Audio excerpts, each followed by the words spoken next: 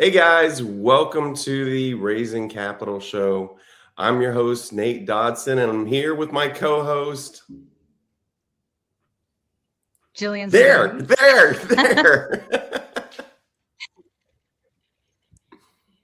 Hey guys, how I know, like Nick told me exactly what he was going to do, everybody, and then I forgot like 10 seconds later. Acted like anyhow, listen, enough about me being silly. Let's talk about our guest today. Our guest today is Dalene Higgins, who is from elevatefinances.us. That's where you can find her. And I'm super excited to talk to her today because she really focuses on money strategy and management and retirement for Gen Xers. And, those Gen Xers included in that, we're getting closer and closer to retirement age. And the question becomes, are we ready for retirement age? And then for those of you out there that are trying to raise capital for your business, how do you handle people who are getting ready for retirement? And how can you get them to invest in your deals if they're, worried about how they're going to retire? So, Dalene, thank you so much for being with us today. The first question I want to ask straight out the gate, because I know a lot of people in this position, is what if you are Gen X? You're coming to that, 55 plus age. What do you do if you feel like you don't have enough for retirement? What's the first step? You really have to get clarity on that. So a lot of people are thinking they don't because they observe, right? It becomes that comparison thing. And so ahead of us, there's a lot of people that didn't. But understanding, is it true that you really don't have enough? And so pinning down, what do you have? Because I can guarantee you didn't start from, you're not starting from zero. Even if you have lost, which I know Nate and I were talking about that before jumping on recording here, that, there are times when the market downturns. And so then I think that adds fear. Then you hear other voices and then that adds fear. And so what you don't do is actually dive into your numbers. And that's the first thing you need to do. What does it add up to? What is it going to get you at your desired retirement age? And that age can change, but I always tell people, go for the soonest. Like if you're wanting to be done by 60, take a look at it because there's a lot of different things you can do. And then once you dive in and what I call the retirement gap, you can start, honing in onto different strategies that are going to end up closing that gap for you. But, that first step is really figuring out, is it true that I don't have enough or I won't have enough? Let me ask this because I actually had a completely incorrect assumption, Dalene, about what you're doing. You're not a financial advisor. Correct. But you do help entrepreneurs, us Gen X's, reach retirement. So I'm hoping that before we get too deep into some of these strategies, you could just share more about yourself and your business. And you're not a financial advisor, but I don't know, what do you do? Yeah. So like I said, I'm money coach or a financial coach. I'm actually a great partner with a financial advisor because they are investing your monies. They are, sending them. Hopefully you're understanding where they're sending them to. And if not, I educate on that. But that income stream that you need to send to them or that you want to send to any retirement plan, I help you find. I can help you find it in business. I can help you find it in personal and set that up. So that is what I do, is really hone into that management piece, because if you're not aware of where your money is going and not sure how to find more to send to retirement to then close that gap that we just talked about, it kind of leaves you like hanging. Your financial advisor can't come to you and say, well, you need $2,000 more a month to make it by this time. And they kind of leave you hanging, right? Because that is not their wheelhouse. That is not what they do.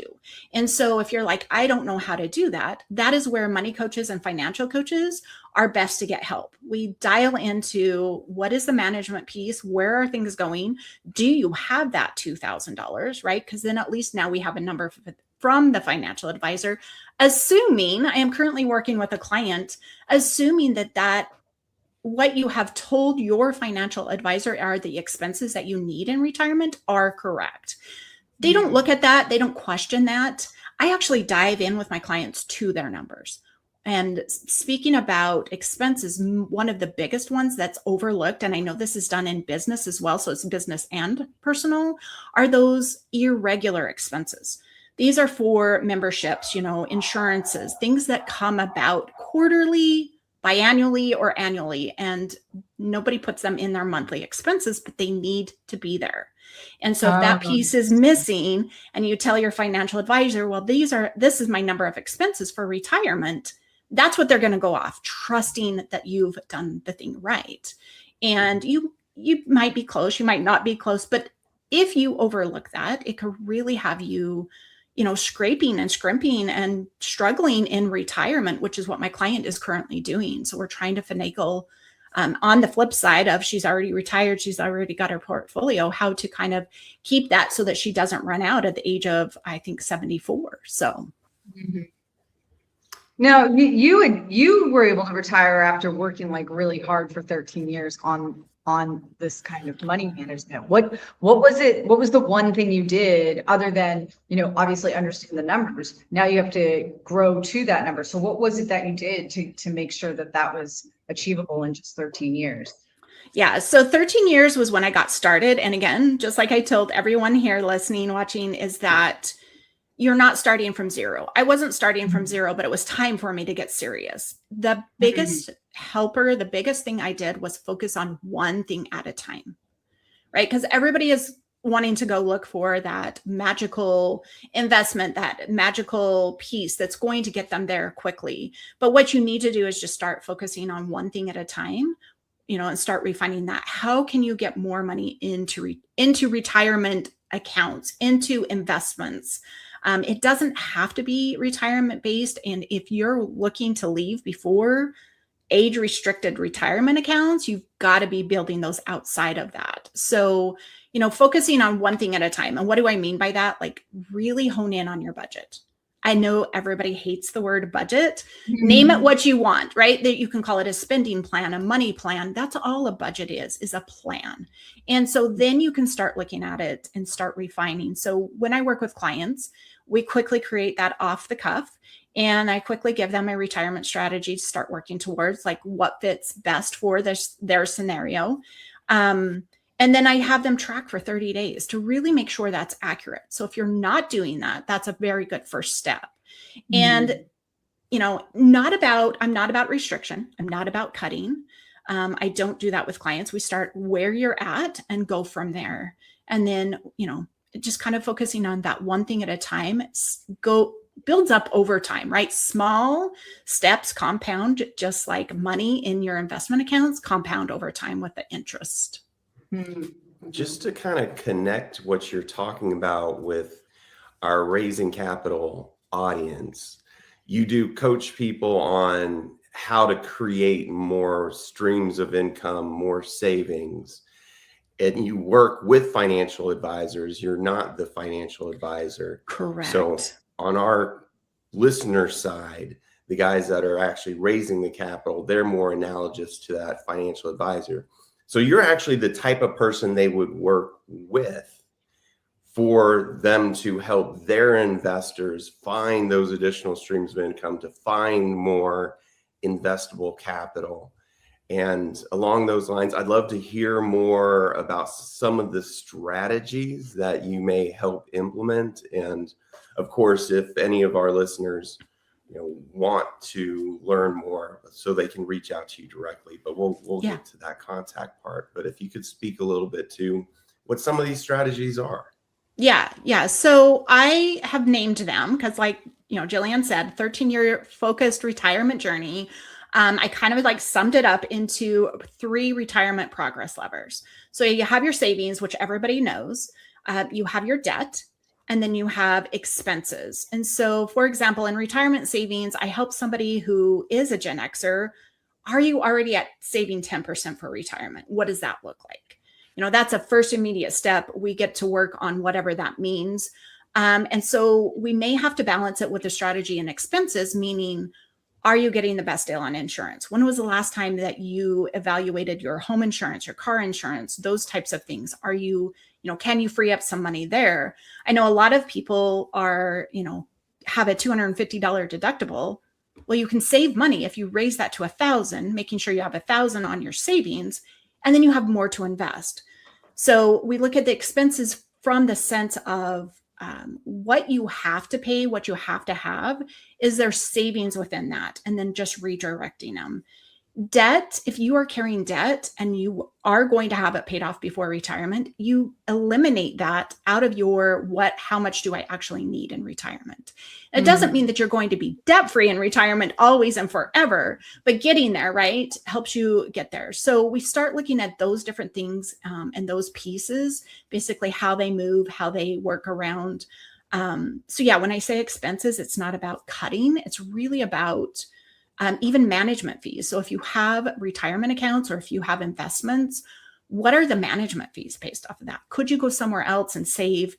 Because sometimes you're paying almost 2%. And if you're only compounding 8, you're only making 6. But if you can go underneath and maybe be at 0.5%, that's where you're going to save some more too. So it's kind of a roundabout way, but exploring those expenses. So again, those retirement progress levers are retirement savings, which everybody knows. And that's usually what people say, just save more. And so if you're stuck and you're like, I don't know, I don't have any more, I feel tight already. That's when I dive into, well, what does debt look like? And how does that work? And in debt, like if you're like, okay, yes, I want to be, some people don't have the desire to be debt-free in retirement, and that's okay. I make sure we define that goal.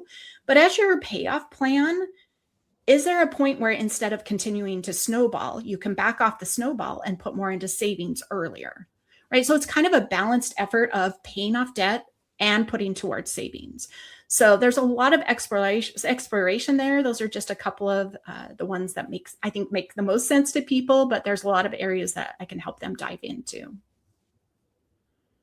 Yeah, I mean, the big thing for me is like, what kind of risks are people taking at this age? Are you telling them, I mean, obviously you're not a financial advisor, but you're working with financial advisors. What are you seeing people gravitate towards in terms of the investment opportunities that are out there? And are they still looking at opportunities outside of, your traditional market 401k investment opportunities, such as mutual funds and ETFs? Are they looking at real estate, and are they looking at alternative investments? Yes. Saying yes. But really what I help clients figure out is what is their risk tolerance. Right? Somebody may be like, I'm all risky. I'm okay. Diversification is good. And I think your audience will know that word is diversification, but you can't invest in just one type of vehicle, right? Because of the volatility of it. So helping clients understand what risk tolerance means and what is their asset allocation. So one individual may be like, I'm all for the stock market, but as their age gets older, there has to be a protection piece, which is either going to be ETFs or bonds, right? We can explore that and help them. I had a recent client who she was like, all right, I need to invest. And as we talked further, she doesn't have children. Well, that requires a different financial advisor, right? And so there's those things that I can help with too. She's building child-free wealth. She's building wealth differently than others with families and young kids and things like that. And so really educating them on what are their opportunities. There are, ETFs, there's the private equities. What does that mean? I think sometimes they hear it and they don't know what it means. And so I help them dive into it. And then, I work with several different financial advisors. So giving them who they will work with best, right? Who I think they'll click with, like personality wise. Sometimes it's gender wise. Females are like, I don't want to work with a male. And I'm like, okay, that's great. I have some others. So it's just finding who works well and can communicate that. But if I can give them that education base first and what that means, and a lot of times they'll bring to me, like you just said, here's the things I've heard. What does that mean? So we talk about it from their goal stance. What do they desire? What do they want? And does it fit into that piece of the puzzle well? I have two follow-up questions. One, which is counterintuitive to the first question, but you had said something earlier about people feeling anxiety in certain. So why doesn't more money in a retirement or in the account fix the anxiety? Like, how can we fix that? Yeah. So I just researched this, so I have the perfect answer. Savings is a behavior and savings is clarity. And so behavior is you're putting money in that. But just doing that action, you don't see like, what is this leading to? Am I on the right path? And so stepping over into clarity, right, which is the very first thing I say with any financial decision, problem, challenge, worry, what is the clarity? You have to define how much do I actually need? Is this serving me, right? Even though I'm doing this every single month or I know your people don't have paychecks, but in that certain sense, like I am doing the behavior, but I need something more that my brain can see and say, oh, I'm on the progress. I'm on the right path. This is working. And I think that's the piece that a lot of people don't quite have or don't quite see. Financial advisors in their models, in their computer, animations, I guess, they have different things, but you don't see that. And so when I work with clients, I have a dashboard for them that we do the piece, where like, this is where you're trying to get to, this is where you're at. And the pie was going to show you that after 90 days, are you making progress? Is it getting there? And so telling your brain, showing your brain that it is working will lessen that anxiety, right? I think there's still anxiety and worry, but you can minimize it as long as your brain can assess that component. Well, because I mean, it's no secret, and Nate knows this. Like, I've had this anxiety my entire life. It doesn't matter. The goalpost always moves for me in particular, and I hate having debt.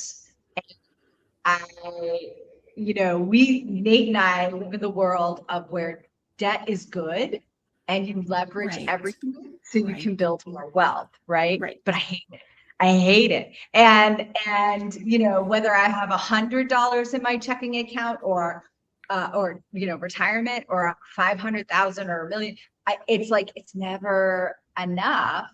And so that's why my follow-up question is so silly, because my follow-up question is, how much does average Joe need to retire? And if you can't answer that, what are the dependencies? What are we looking at? Yeah.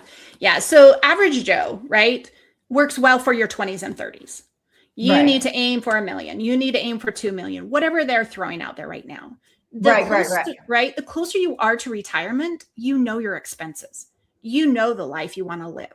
It can change. I get that. But like how your health is, right? If you've got a big health problem, by the time you're 50, I think it's going to show up. Yes, one could still come later. Those elements feed into how much you're going to need in retirement, because you can start working on that. So when I work with clients, we base it off of current expenses and calculate that into a financial independence number. And that's another strategy, as you refine those expenses, as you get closer to retirement and what's going to be there, what's not going to be there, those types of things, because expenses do not change a lot as you head into retirement, right? I'm just going to share that from experience. Unless you're doing a complete life overhaul, which I guess could happen, but not typically, you can use your current expenses, and the closer you get, you just kind of make those adjustments. And that is the other thing with that pie chart, right? That affects it, and you start seeing progress towards it. But the thing that also came up for me, as you said, the goalpost is moving. One of the financial advisors I work with, he wrote a newsletter, and it said, "When is enough enough?" And for him, it was a big major health scare that he realized enough for him meant, and he defined it, right? And he still had young kids. He was facing cancer. He's like, I've got to enjoy life now. And not everybody's going to have that. But I think that's a good place to start. Not when enough is enough, but what is enough? What would what would you define retirement as? So I always help clients with their retirement vision. What does your vision look like? And you may be like, well, I'm always going to be working. Great. That is okay, right? Retirement does not have to be like those who went before us. That's another thing I want to just, make it different, make it amazing, make it what you want to make it, but start building in what is that vision. And then I think for you, you can start tying into, what is enough. And I think that goalpost, yes, it could always move, but is it jumping? Right? Are you actually kind of bringing it back and it's only barely moving? I think that will help with anxiety. The other thing, when you were talking, I'm like, Gen Xers, I'm a rare with the parents. I was actually raised by silent generation. My parents were quite a bit older, but I was very fortunate that they talked about money very neutrally. We were never told we didn't have enough. We were never told that we, had to go without. We were never told we can't afford that. But I know that a lot of clients that I work with, that's their element they're coming from. Oh no, so I'm passing this on to my kids. And it's crazy to think about it, but I always share, like, my mom paid the bills at the table, right? It was very open. And I sat down and I'm like, what are you doing? And she showed me. So here's this example of her just paying the bills because we have to do that. So speaking to Gen Xers, the Henley shirts that were popular, I don't know if I was in 9th grade or when it was high school. I'm like, Mom, I really want a Henley shirt. She goes, let's go to Kmart and see if we can find something similar. It wasn't, we can't afford a Henley. She didn't speak to that. It was just, let's go get you something that looks just like it. For me, that was okay. I know not every child would be, okay with that, but I just love the way that she spoke very neutrally about things, because when I got into my job, I was working for the same city my dad worked for. And so when they post the jobs that were like his, I realized we didn't have a lot of money, right? But we never went without. Oh, wow. Yeah. And so was that shocking to you? Or it really was, because there were 7 of us. There were 7 of us. Wow. I was child 6, and then I had a little sister. So there was a break in between. So slightly different when I talked to my oldest sister, like some of the ways my mom had to be creative for meals for them at the end, but there were some things they got more than us. I don't know why, and so but what I remember is we never went hungry. We never went without.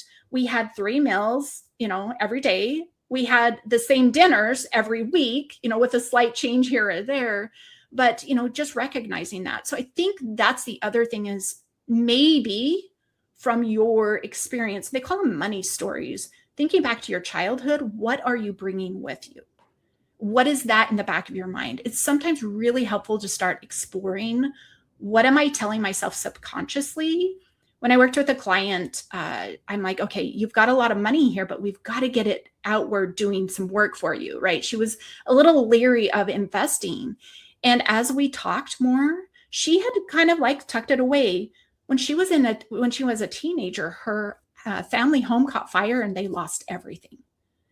And so she was carrying this, I need to be safe and I've got to protect myself. And it was in relation to that. So trying to fix like the story you're telling yourself, like that will never go away, but understanding, I can find myself being safe and protected in different ways. It doesn't just mean having this much here in my bank account. You brought something up, and I'm personal questions. Okay. Kids in retirement, because it's like we have certain budgets now. We have college that we're saving for. We have retirement that we're saving for. Like, how does that play into the planning process? Yeah. And then, of course, once we do retire, we know that the kid expense is going to go down to hopefully 0. Right. But right. You never really know. Right. Exactly. So, and I don't know if, because you didn't mention it, like there's also caring for aging parents. Sometimes our parents haven't financially prepared. So I know a lot of individuals are working not only the kid angle, but the parent angle too. And that's why we're called the sandwich generation, which I think everybody's going to experience, right? It's not just unique to us. But as you look at your, budget, your spending plan, your money plan, whatever you are calling it, and you see those pieces for children, that they are, quote, temporary, Like you're helping them hopefully have a leg up so that they don't have to come back to you. And again, like you said, you never know, right? You never know circumstantially what your child is going to face. And in the detriment of those things, that's something you would have to figure out then. But what I always love to coach my clients around is I call them rules and boundaries. You just set the stage with your children. I will pay for college, or I will pay for this much of your college. And you give it to them and you let them know, this is exactly what I'm doing for you. Not that I can't do anymore, but I'm not, you're going to have to figure it out on your own. And then that also protects you in that you're building responsibility in them. Like they're having expectations placed on them that once they get through college, I've got to figure it out myself. I guess I had scared my daughter so much that, because I told her, I said, you're not moving back after college and living with me. And so she says to me, she goes, what if I can't find a job and I have to move home? And I said, oh, sweetie, that's different. Like you're not living in my basement. You're not playing games all day. You've got a degree. You've got to go out and work, And so it's like setting these expectations with our children, being open with them about money. Right? Even if you have some anxiety, maybe you can reduce your anxiety by talking to them about money. And so starting heading in that, not to diverse too far off of what you asked, Nate, going back to, supporting kids in college, a lot of my clients are just looking at that and then looking at your budget. And if that piece is like, okay, if that's going to be gone, then I'm going to focus on these other expenses. That's the number I need to start saving towards. And as the kid finishes college, you can divert that to retirement savings, making sure that you already know what you're going to do with your quote extra money before it happens. Make sure it's going to happen.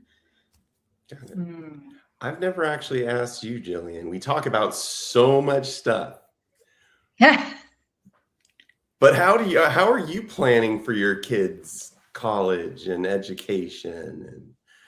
And I know I've got my own thing, but I made a big decision a long time ago. I started saving for my oldest son, and if you guys want to hear like a really screwed up story, the first words I ever said to my son when he was born was, "You're going to college." And the nurse in the delivery room was actually very upset with me and said, "Wow, when you're beautiful," or "I love you," or not that. Like she was, and I'll never forget that. And I was like, shut up, lady. Like at the time I was like, leave me alone. I just went through like the worst labor ever. And then as time went on, I just got this feeling that, and that oldest son, I did start saving for college. And then I started thinking, what if he doesn't want to go to college? And I started looking at my brother-in-law who, came out of high school and started an AC and HVAC business, and he's a multi-millionaire. And I look at my husband who doesn't have a college education either, and yet I have, a doctorate for all intents and purposes. So to answer the long and the short of it is, I didn't. And then I met a guy who you probably know, Nate. He may have been a client of the law firm because he wasn't for me at one point in time, who told me that 2 years before his son went to college, he retired because he was gonna make sure that FAFSA was to the greatest advantage of his kid. So he stopped making an income. And I held that close to the chest, and I was like, oh, I'm just not going to save for college. I'm just not going to do it. So like, that sounds really cruel. But another thing is like, the other thought I had about it was, my kids, I can borrow for my kids' college. I cannot borrow for my retirement. So I started IRAs for all my kids and started funding those, and just decided to forego college. And right now, my oldest son is actually a high school senior. His plan is to make a plan, which is terrible. We fight about it all the time. He has a very— sounds like my retirement plan. Yeah, the plan is to have a plan. Yeah. He came home with a great idea one day, and I was like, let's do it. Let's go down and get that taken care of. And He just hasn't done it.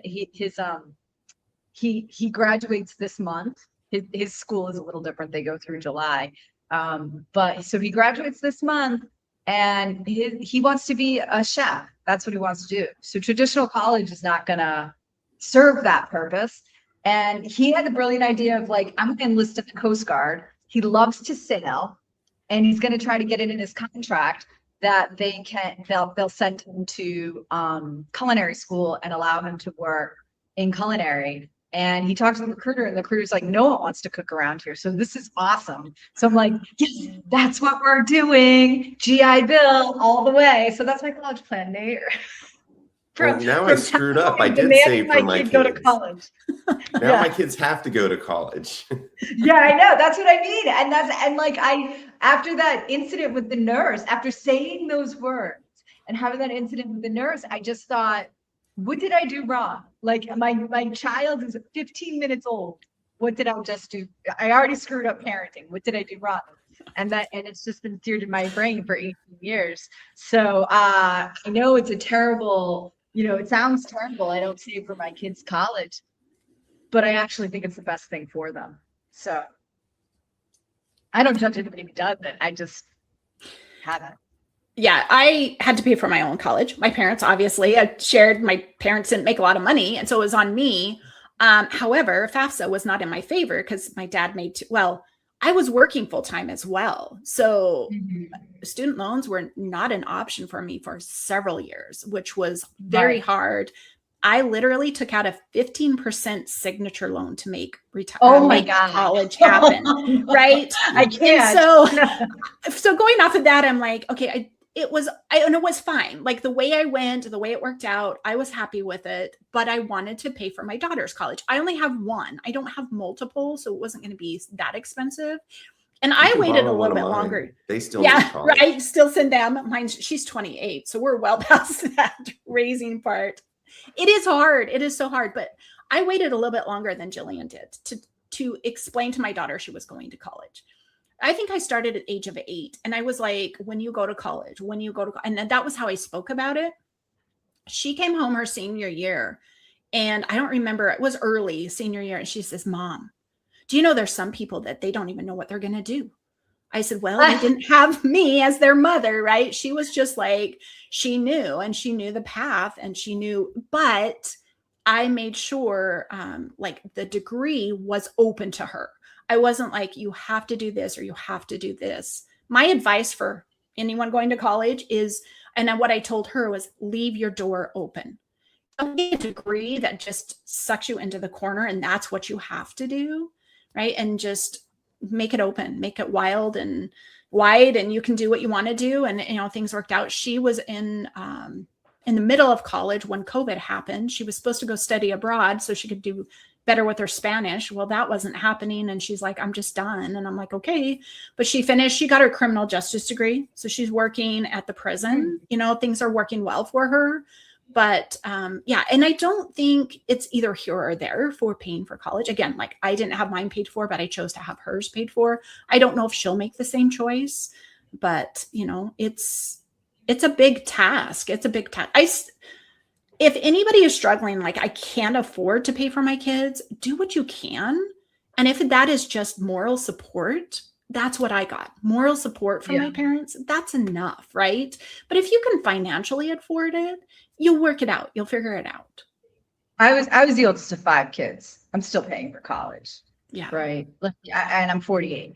So I think Nate's still paying for college too, if I'm not. I'm going to pay for it forever though, but we've talked about this. We got into debt at a time that I know I'm paying like 2% interest on my college debt. And I'm like, I'll just pay that forever. That's going to be my only retirement debt. The house paid off, the car is taken care of. But that's loan. And that's the one reason I've kept that loan. I had this grand plan when I got out of graduate school that I was going to pay off all my loans in 2 years. Like I was going to budget so carefully. And then I remember a wise friend of mine who was in a ton of debt. So it's interesting. I was taking advice from her. She was in a ton of debt. She happened to be the heir to like some oil, like CEO. but she didn't want to take anything from him because she hated him so much. So she instead put herself in a ton of debt to go to Harvard. Like, I'm not going to kid you not. And I'm telling her, I know exactly how I'm going to pay off these student loans. I'm going to do in 2 years. And she's like, that is the dumbest thing I've ever heard. And I said, well, excuse me, you're in a ton of debt. She goes, yeah, and you're practically with free money. It's 2.5%. Why would you ever pay that off? Do not pay that off. And so here I am. I just take advice from anybody. Nurses in delivery rooms, people, my friends who are in terrible debt. I'll just like, it sounds good at the time. I'll be like, I'll run with it for the rest of my life. So, and that's why we still hang out. I give terrible advice and she listens to me still. Sure, I was going to say, and is this why she has anxiety? I don't know. Oh. Yeah. So I'm all for not making sure my kids do not get it. Like, this is what I've always said, and I've always said to my husband, if our kids get into a school that they absolutely want to have to go to, and they're rational about it, right? Like, they're rational about the choice that they're making. I don't mean to bag on art history, but I'll just use as an example, or I will say underwater basket weaving, because let's just go with that.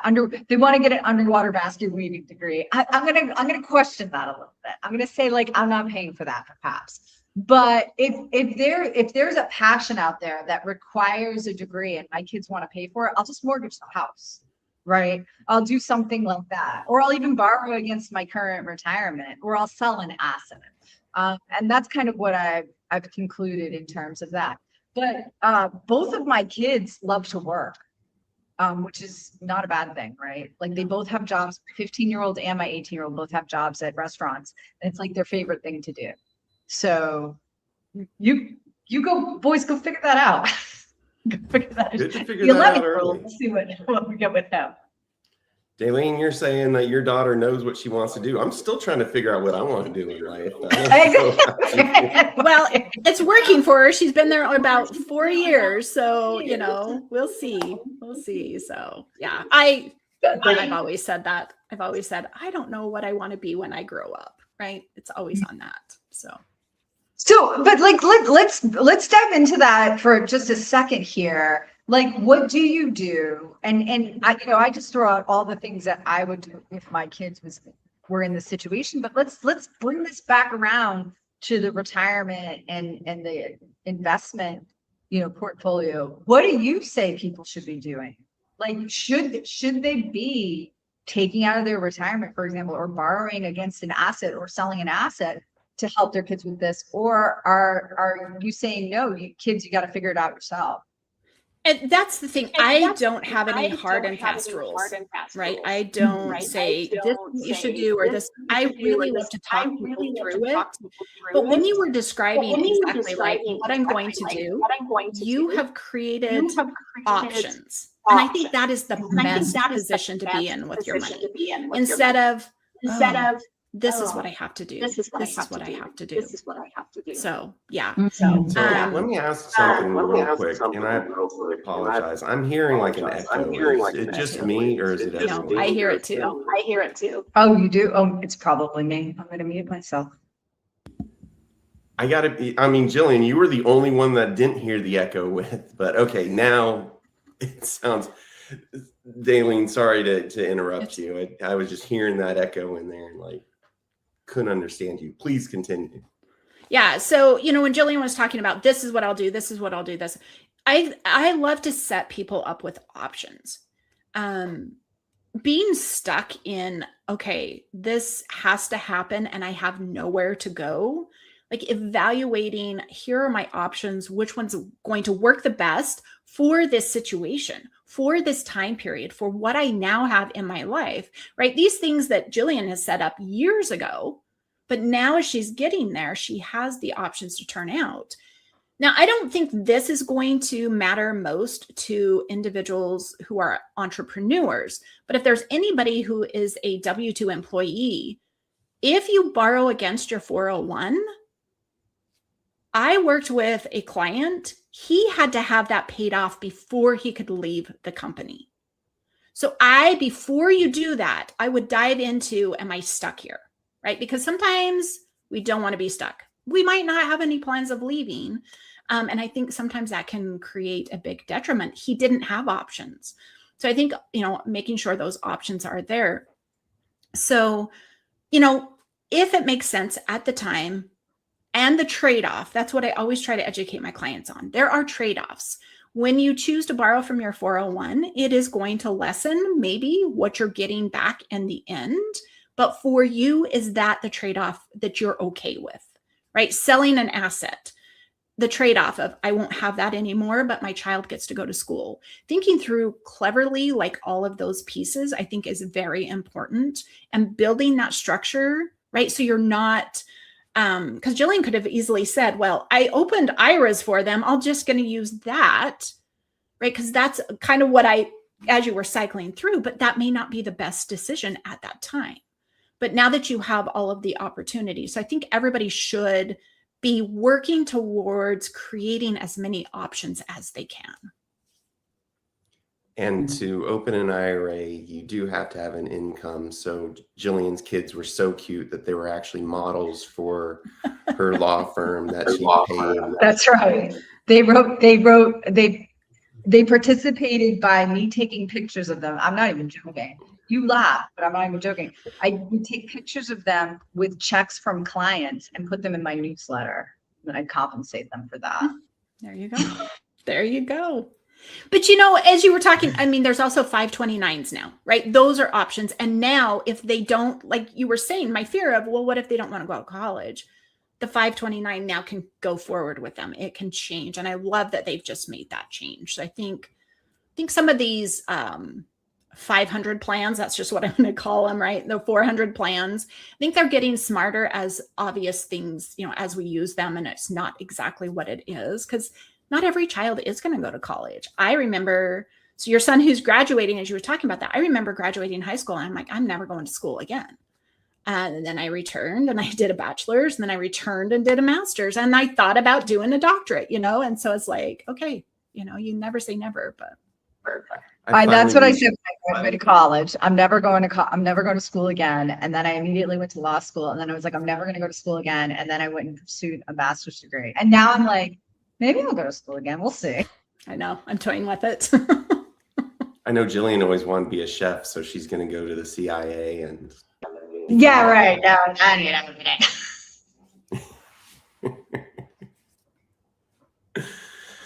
Well, to digress back to what we're here for, talking about entrepreneurs and retirement, I want to know your advice to me, because I plan to have my business till the end of days. I plan for that to be a forever income stream.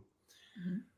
I know at some point, maybe health-wise, I'm not able to, but how does that play into what I can invest and what I should invest in terms of long-term planning?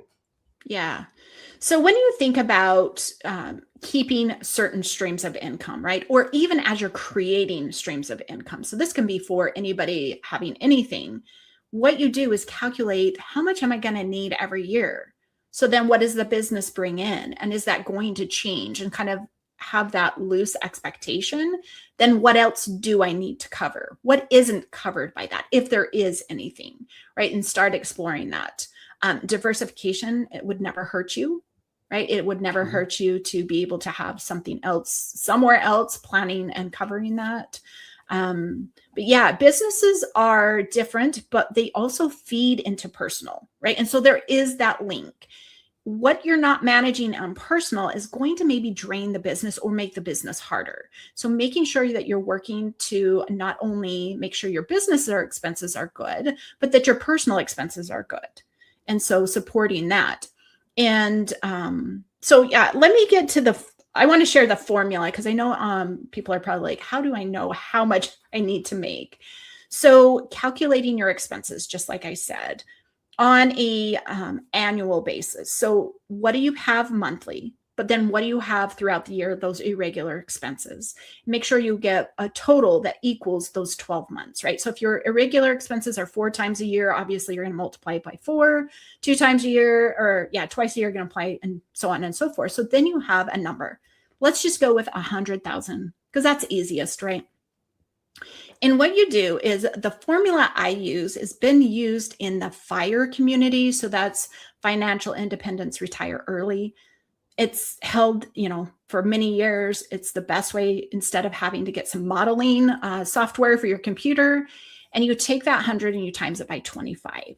So you're saying I spend $100,000 a year, times it by 25. That's going to support me over roughly 30 years, right? And so that's my number I need to go to. So, okay, there I have a number, but what does that mean? It doesn't mean anything yet. Okay. So then what you need to do is you need to go add up your retirement accessible assets, income, whatever that may be. And what is that going to give you, or what do you have in that right now that you can draw? So assets are going to be something that would have to feed in later, right? So something that you can actually draw down on. What do those add up to? And if you go to investor.gov, there's a compound calculator on there. Input the information. It's going to say, how much do you have? How much are you contributing monthly? So if you still got contributions, and then what is the rate of return? Just put 8% in there. That's a safe, it's going to I love to estimate low on revenue and estimate high on expenses, and you'll fall somewhere right in the middle. Beautiful.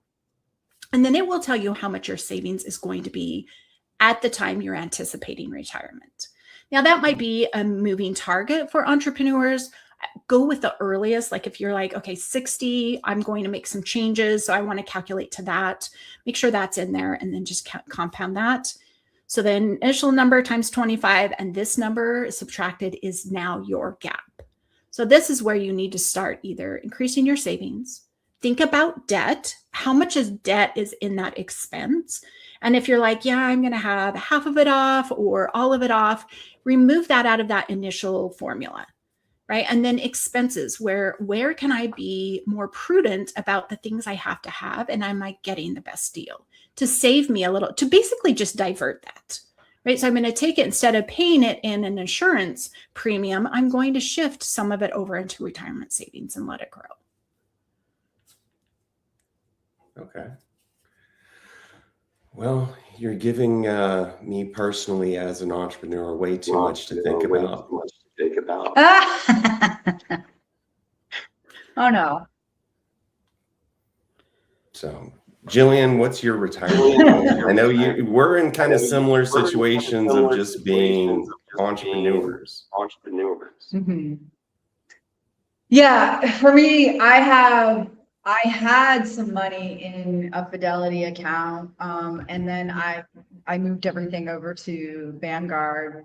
When I actually moved to Puerto Rico, I ended up having a situation where they wouldn't manage my money anymore because they're not allowed to manage money in Puerto Rico. So I ended up just recently I started liquidating all of the individual stocks and just putting it into a target date Vanguard account. That's retirement though, right? I want to be really clear. I also have a separate IRA account with a company called Alto IRA. I have one for my husband, where we can invest retirement funds into alternative investments like real estate.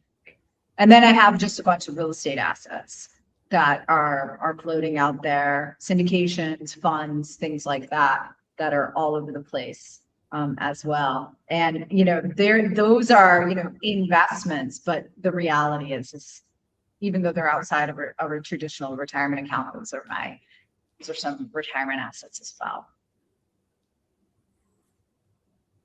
See, I've taken the multiple streams of income approach, where I've got my business, I've got my savings, I've got my private equity investments, or like from the days that I was sponsoring deals, just like a lot of our listeners.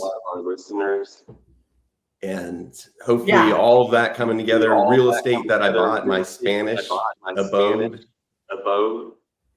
and minimizing debt. And I'm just expecting between all those that life should be fine and never retiring. Never retiring is almost a solid plan, right? And that's a, you know, I love the fact that you said, Dalene, that you retiring doesn't have to look like what you think it needs to look like. It's not the retirement of our, I don't want to say ancestors, but of our parents. Yes, past. Yeah. which is that you stop working and you immediately head to the closest 55 plus community and start playing golf immediately, right? Like we don't have to do that. What we could do is instead continue working. But yeah, well, even so, you know, it's so funny. As I was saying that, I was thinking about how my husband is 55 and I could be like the young chick at a 55 plus right now, right? Like I'm only 48, like that Derek with that young chippy of a wife. I mean, the first time I'd be called a young chippy in a long time. So you'd be so bored. You'd be so bored. I know, I could never. No, thank you. So I think that's great because like I feel like I'm a better person when I'm doing something, when I'm a productive member of society. Even, you know, I did retire. I retired 6 years ago when Nate bought the law firm. I retired from the legal business, right? And I started working at a food pantry as a volunteer. And it was frankly, it was the greatest job I've ever had. It was by far the greatest job I've ever had, and I wasn't getting paid. So those are the things that I think I look forward to doing in a, you know, traditional retirement environment. Yeah. My dad, he retired at the age of 57. I was a junior. My sister was a freshman. He never went to work another day in his life. Jillian, could you mute us? Yes. And so I watched him, you know, I had him as an example in many respects, but for this, you know, 57, he's still young. He just immersed himself he loved his yard, loved his, you know, garden. So winter was a little difficult. Luckily, it wasn't very long. He served in neighbors. He served in his church, right? And he just immersed himself in those outward things. So like you said, the food pantry. And that's when I talk with clients, I'm like, it doesn't have to be a paying job. Now, if you need one, right, we can talk about that. But really creating a different, you know, way you're going to go through. My dad never stopped until his body basically forced him to. You know, and then 3 weeks later, he was gone. He was age of 89. He lived a great and long life. But that's the other thing to be prepared for in retirement. So when you say, I'm never going to stop working, I think that's great because my brother worked for the railroad and most of the people would retire a year later, they were gone because there was no purpose. So even as you think about retirement, it's about a number. Yes, it's about having enough money, but it's about so much more. It's about who you are, what you want to do, and what you want to create in that next phase of life, right? It's where I've been an entrepreneur for 4 years. This is the hardest, I was telling Nate this, hardest thing I have done in all of my years of everything, you know, harder than school, but personal growth, the knowledge, the everything, and it gives me something to do for 4 to 6 hours a day, right? It fills my time. I can still enjoy being retired, not having to set an alarm clock, you know, going off and doing what I want, which I know is what entrepreneurs have. It didn't have, I shouldn't say I didn't have that. I kind of had that, but I really had to work 40 hours a week. So fitting that in wherever. So that's what I want listeners to also take away. It's about a certain number, but it's also about who are you going to be, right? What are you going to do? Are you going to be Nate and work till the end? And have some plans just in case, right? What that's going to maybe look like if you have to take a left or a right. Or you can be like Jillian, who did it for a little while and work at the food pantry. There's so many options. There's so many new ways to create yourself and give yourself purpose. When I started entrepreneurship before I moved, we were going to a senior citizen center twice a month. I'll tell you what, I loved going there. loved talking to those people. You know, I met May. She was 102. She was not using a cane or a walker. And I'm like, man, good for her. But she's still just kind of smoking and drinking whiskey every day. exactly right. I'm just like, we would set up and do bingo with them. So she was a little bit slower with the mind processing the numbers, as you were calling it. So she was the target, right? You called the number, you watched her. When she was done, you could call the next target. But it's just really like, yeah, you could go do senior citizen center, or you could go work. You know, there's a lot of different things you can do, is what I'm trying to portray. And in your community, there's probably a lot more than you even think. Well, I love it. I think we're that's a good place to kind of leave off at, is retirement is what you can make of it. Yeah. So when I don't know. when I have clients say, am I gonna be okay? And I'm like, yeah, you're going to be okay. You might have to be a little more prudent than you want to be, right? But you're going to be okay. And Nate says no. And the only reason I say that is not because I have had to do that. My mother-in-law, I watched her like basically have nothing, and she was okay. Right now, that's not a life I would choose to live. Right. I think that's why we need to be avoiding looking at our numbers, and why we need to be avoiding actually taking stock of how am I going to make this happen? Because it wasn't a happy life for her in any means or respect, but she was fine. So, paint your own picture is what I'm trying to say. I love it. Jillian, do you have any final words? I just want to thank Dalene so much for being here today. Everybody, it's Dalene Higgins. You can find her at elevatefinances.us. So if you want that coaching and that guidance, if you're having anxiety about money, like me, then give her a ring. Again, that's elevatefinances.us. We'll put it in the show notes as well. And thank you, everyone, for joining us today. Thank you, everyone. And also, if you're raising capital and you want to help your investors have more investable funds, reach out to Dalene. Thank you. Thank you all.